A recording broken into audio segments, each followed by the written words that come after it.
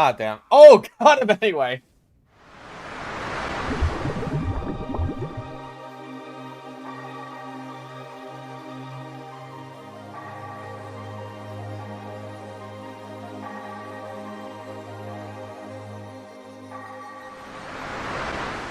There's fucking 10 of them.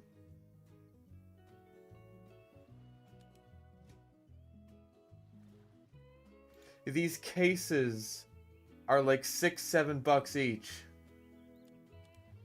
And I got 10 of them. I did, well, I was gifted 10 of them, I should say. This is almost $100 worth of crates. In any case, let's see what's inside any case. Because there ain't many of these bitches left. So let's hope it's a good one.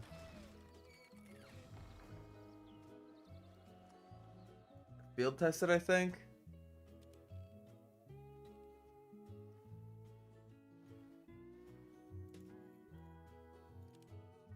I mean, hey, we'll see how much it translates to in VirtualBox. Minimal wear Damascus and Mahogany. That's like 2 keys, I think. I think that's minimal wear. Yep.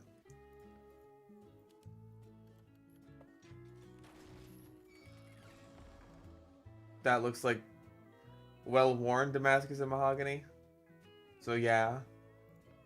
Oh, well, multiple items. That looks like minimal wear geometrical teams. That's a strange transfer tool. Oh, field tested geometrical teams even. No strange though. Hey, that's factory new. Cabin fever. Very nice. Jazzy! Just the fact that it's Jazzy alone, even if it looks field tested. Gamble donated $21. Get 2 more. Also starve. Gamble. No, but thank you. No, that's field tested, but hey, it's Jazzy, so that's automatically gonna be like 10 fucking keys or something. Ho ho ho! Strange alien tech. Fuck yeah. Oh, dude, is that minimal wear? Hang on. It's minimal wear! Oh, dude. Oh, that's awesome. Bro, alien tech is so fucking good. That is honest to God, like, I think one of the best war paints in the game.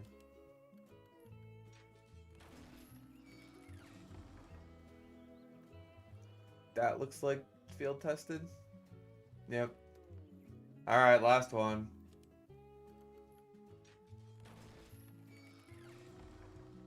Ooh. I do enjoy me a good uranium. Well, hey. Not the worst pull in the world. Like, I don't think, I don't think I made the $100 back. Drake donated $2. Remember kids, gambling is good. It's a part of who you are. That it is. That it is. God damn, dude.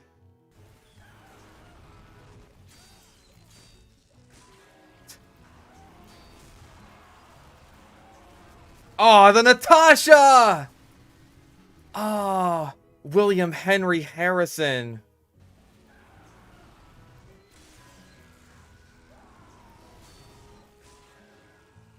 Rest in peace, William Henry Harrison. U.S. president who died after 30 days in office.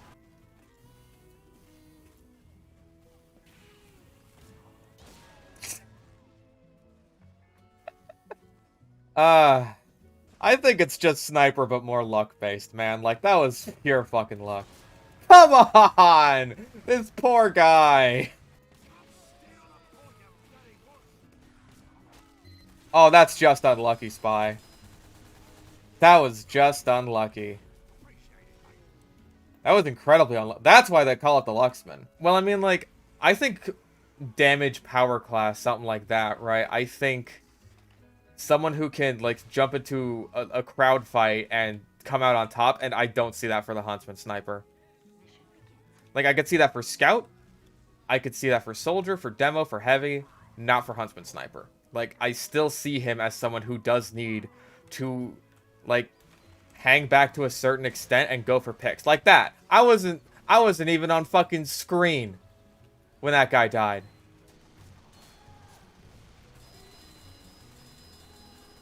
Got him!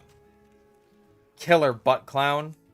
What did Solarlight say? Okay, Solarlight said that if you are using the Persian Persuader and you have an engineer on your team, shut the fuck up.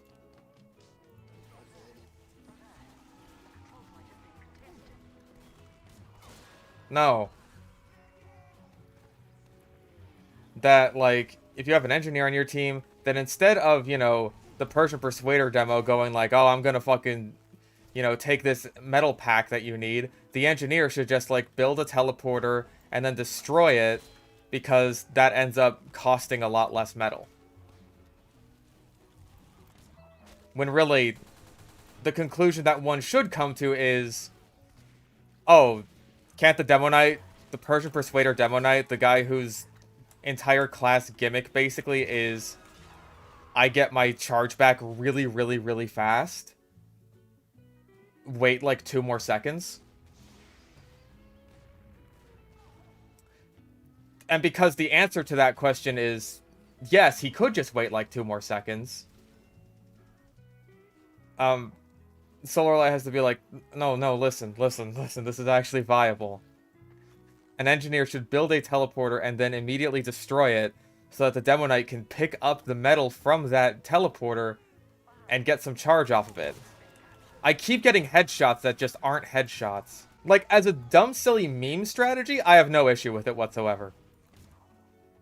Like, if you're playing with a friend or something, which he did at one point to try and prove his point that, oh, hey, this is viable. Like, if that's what you're doing, like, I have no issue with this. However, if you're trying to pass this off as a legitimate, like, strategy, I have very bad news for you. Oh, no, like, not build a full-ass teleporter, just, like, plop down to level 1 and then instantly destroy it. So that, the Demo Knight could just, like, eat up all the little teleporter guts. If submarine sandwiches weren't a thing, there would be no is a hot dog a sandwich debate, I think. Because, like, if a hot dog is a sandwich, like, let's say if a submarine sandwich is a sandwich and a hot dog is a sandwich, then a quesadilla is a sandwich. Ah, you couldn't bash me.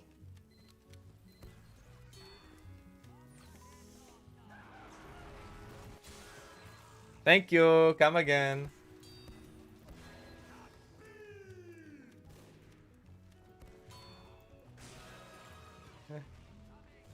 Hybrid Knight's pretty fun. I should play it more often.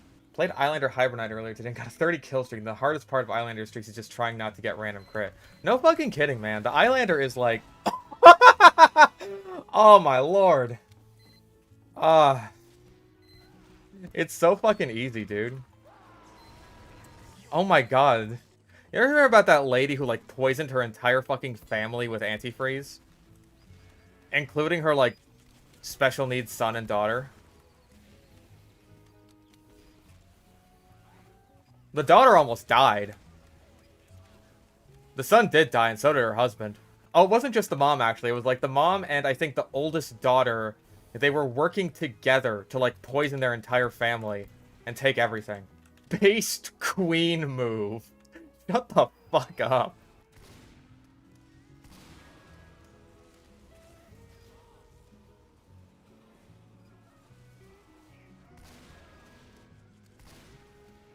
Oh. Oh my god. Someone stop me.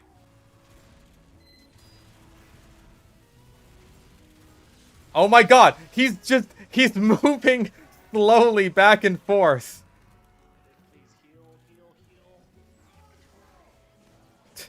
That was so pathetic.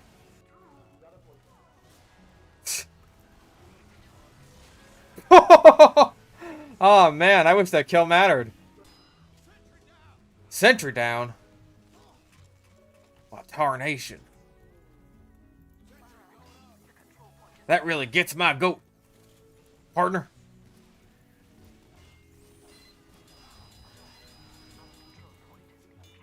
Nah.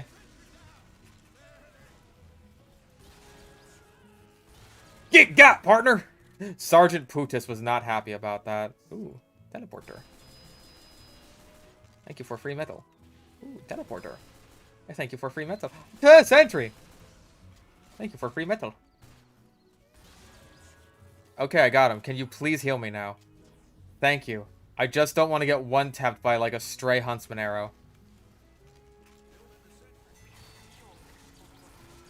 I'm so remarkably bad at the video game. I play this game for a living. I play this game for money. Nope. That's trash, slick.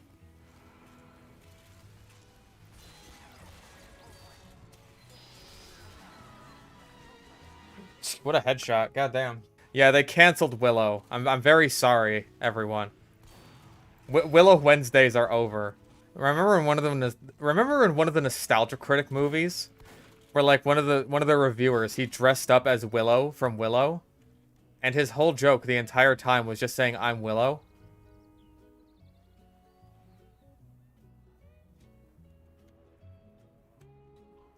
Does anyone know what the fuck I'm talking about? Is that the Boldy Flea? I think it was Suburban Nights. You see, I have to get my Nostalgia Critic movie lore correct. There were multiple Nostalgia Critic movies. There were 3. 4 if you count the Linkara movie, which is canonical to the Doug Walker verse.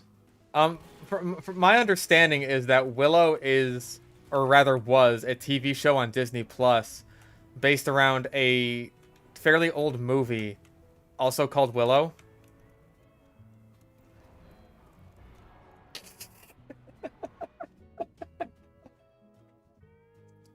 I've seen Willow. It's basically just diet Lord of the Rings. It's not amazing. It's got kind of a cult following. From what I've heard, the Willow show was very, very bad.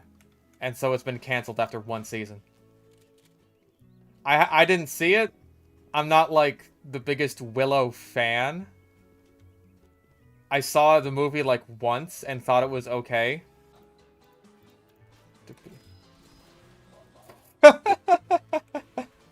Oh my god. Get fucking bot kicked to comboed, buddy. That's on the Hobbit trilogy. I still haven't seen all of the Lord of the Rings movies, which I know is sacrilege. But, I have seen all the Hobbit movies, and I was just kind of like, when I saw them, I was like, they're okay, but they're a bit crap. And now I'm just like, they're more crap than I thought they were, huh? I haven't gone back to rewatch them, so. At least it's not Rings of Power. Yeah. At least. At least Sauron isn't evil because he's an incel who wants to stick his wiener inside of Glockenspiel. Who is also now a huge bitch for no reason. Got him! Fuck you! Those are some spicy shots.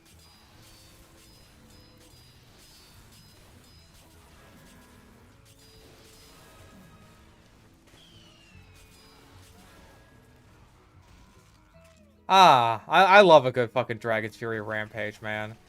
Don't want to sound too harsh when I say this, but why do you think Rian Johnson is a douchebag? I recently just watched a documentary, and he was in it, and he sounded like such a narcissist. I don't know... I don't know who you're being harsh to here, but it's not me. I'm not sure if I think Rian Johnson is a douchebag. I mostly just think he's a terrible writer. And I generally think he's a terrible writer because he's far more concerned with audience expectation than he is with, like, making a good story in the first place. Like, he seems to think that making a story that can subvert expectations and making a story that's just, like, well-written are two mutually exclusive things. Like, it seems like he is the kind of guy who wants all of his movies to be on TV tropes and have them have the TV tropes page say, oh, subverted in Rian Johnson's movie. Where instead, something completely different happens. What a fucking shot. Well done, my friend. Got him. I'm very sorry. Oh, dude. Oh, no! I saved the Heavy's life and he rewarded me with a sandwich, but at the cost of his own. Or wait, did he die? What happened? Who am I? Don't ever call here again. Oh, jeez.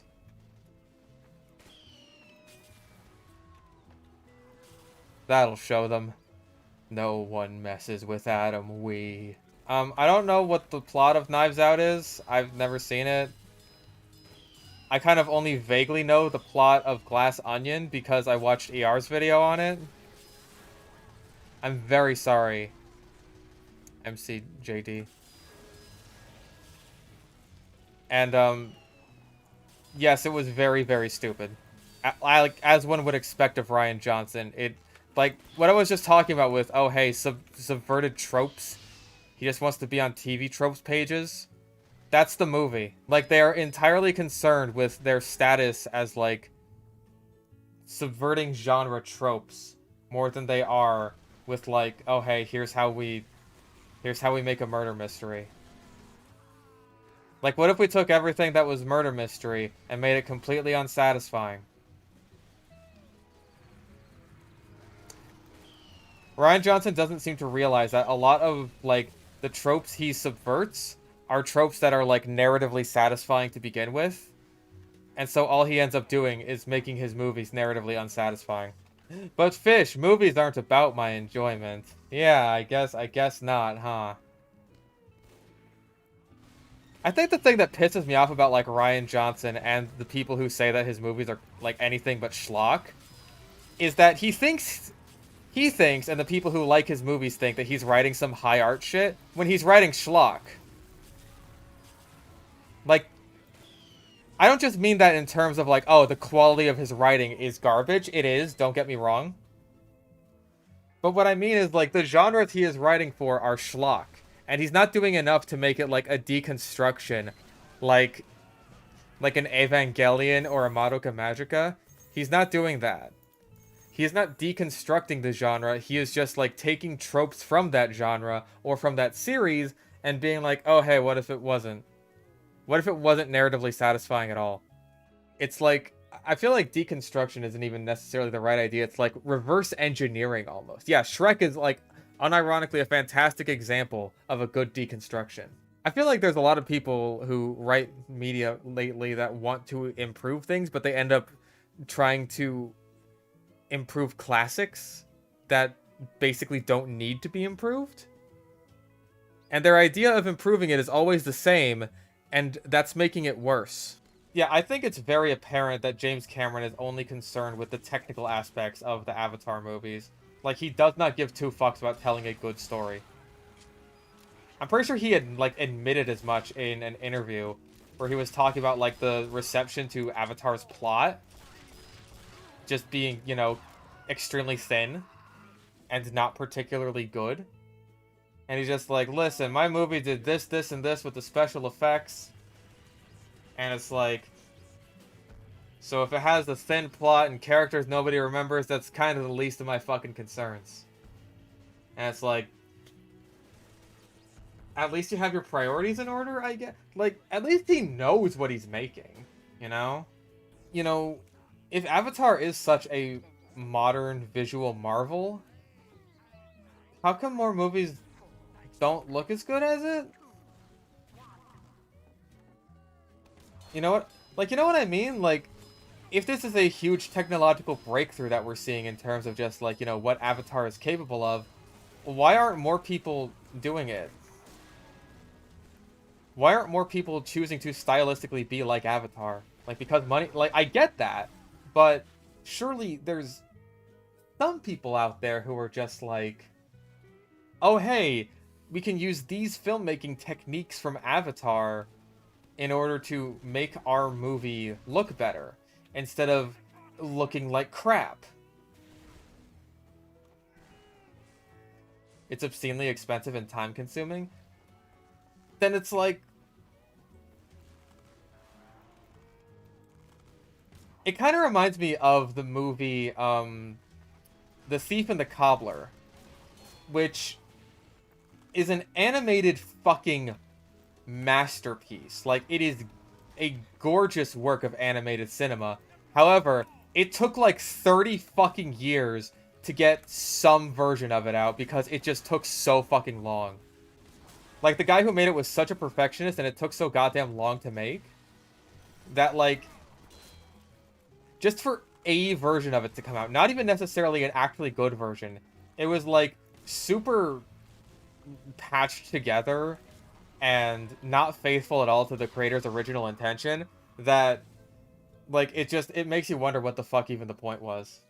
Like, sure, there's diminishing returns, but I feel like if you're a company like, I'm pretty much just saying, like, Disney making Marvel, which is just effectively free money unless you end up making crap, which I feel like the visual spectacle... Oh, bye, Danny. I feel like the visual spectacle is a big part of why people even go to see those movies to begin with, so why not make it, like, as good as you possibly can? Like, I know the real reason with Marvel is they don't give a fuck, and they've, like, burnt out all of their VFX people to the point where it's just like, oh, fuck you, we're not even gonna bother trying. Like, these are the wages we're working for, these are the hours we're working, fucking fine. Go fuck yourself, buddy. Oh, sure, Cameron, like, he's got the passion, he's got the power. But, like, it's a question of, is the passion earned, I guess? I don't know. Maybe it's just me, because I'm so fucking ambivalent about Avatar. Like, I think if it were a really quality product that he was super passionate about, I'd be like, hell yeah! Fucking go for it, dude! But it's like the most milquetoast franchise, I think, that has ever been fucking conceived. Like, I don't know, I guess if I was Cameron, and, like, I had the passion and the money and, like, the pull to be able to, I don't know, make a movie that did really well at the box office, like, the best ever, and then make a sequel to that movie that took, I don't know, fucking 1 billion years to make, and everyone's just kind of cool with that, I'd get a good screenwriter. If I have the money to drop on making my franchise take, like, 20 years to make, with 10 of those years just being the wait in between the first and second movie, or however fucking long it took, then I think I could afford a good screenwriter. That way the movies can be, like, a stunning visual spectacle or whatever the fuck you want. And also, good? If he had a better writer, it would mean he probably couldn't get to do as much as he wants. I mean, like, I feel like that is up to the writer, honestly. Because, like, okay, let's say Cameron wants to have XXX set piece. All it takes is a screenwriter to just, like, connect those dots and, like, you know, have whatever scenes he needs in order to justify XXX set piece, and you're good to go. You'll at least have a decent movie. Like, if that's all he's after for the visual, like, splendor and spectacle and whatever, then, you know, I think that's a concession he can make. That's a concession I'd be comfortable with making if that was all I was concerned about. But I feel like I'd just be the screenwriter in that situation because I care too much about, like, the quality of the right work in order to, like, just say, oh, hey, do the visuals look nice? I don't care what you do in the middle of it then. Yeah, I could believe that it's like, oh, hey, he just really wants full creative control. And on a certain level, I can, like, respect that. But on the other hand, it's like, again, you want full creative control over something that ends up extremely milquetoast. And so I'm not sure if it's really worth it. It's like, I really want this porridge to be completely plain. I want there to be nothing added to it. Just plain porridge, straight out of the box. It's gonna be good looking porridge. When we pour that shit on the commercial, damn, people are gonna want to eat porridge like they never ate it before. But yeah, it's just plain porridge. Like, he does bring in the bank. That's what I'm saying. It's like, he can bring in bank and make his movies look as pretty as they want and have them be well written at the same time. He used to do that. That's why everyone respected him in the first place. And what got him the reputation he has today. Not because he makes movies that look pretty, but you forget after you see them. See, I always just say, like, the blue people one and the good one. Because instantaneously, that accomplishes two things. One, people know exactly what I'm talking about. And two, people know exactly how I feel about Avatar.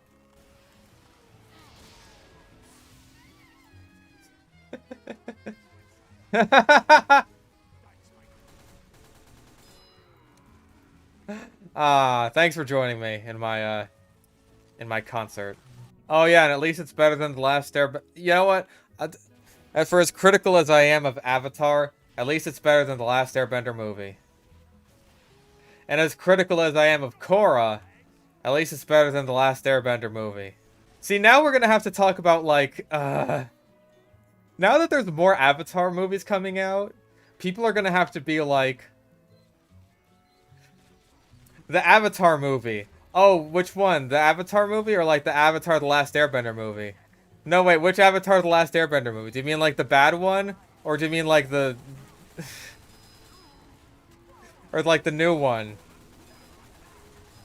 We're gonna have to keep clarifying ourselves until there's no fucking end in sight. Yeah, I hope it doesn't end up like the blue one, the bad one, or the other bad one. I think these ones are going to be animated. Oh, there's also gonna be the fucking live-action Avatar Netflix show. No one's gonna know what anyone's fucking talking about when they say Avatar anymore. No one's gonna fucking know.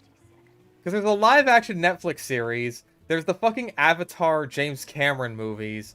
There's the Avatar The Last Airbender M. Night Shyamalan movie. There's the new Avatar The Last Airbender movies. And then there's Avatar The Last Airbender.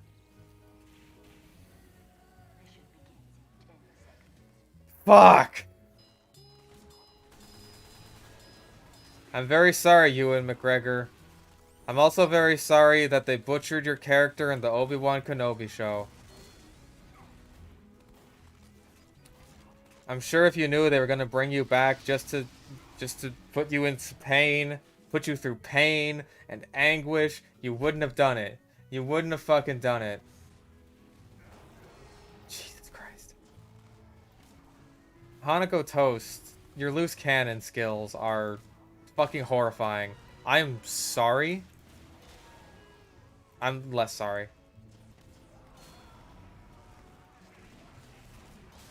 Oh my god. I found the funny choke. Like, considering how good of a job Jack Black is doing, like, as a sort of... As a Bowser voice, like, a very different voice from what he normally does. It's kind of weird that, like, a lot of other animated movies, like Kung Fu Panda or Shark Tale, have just kind of had him doing his voice. Like, the guy's got range. I think he could have, like,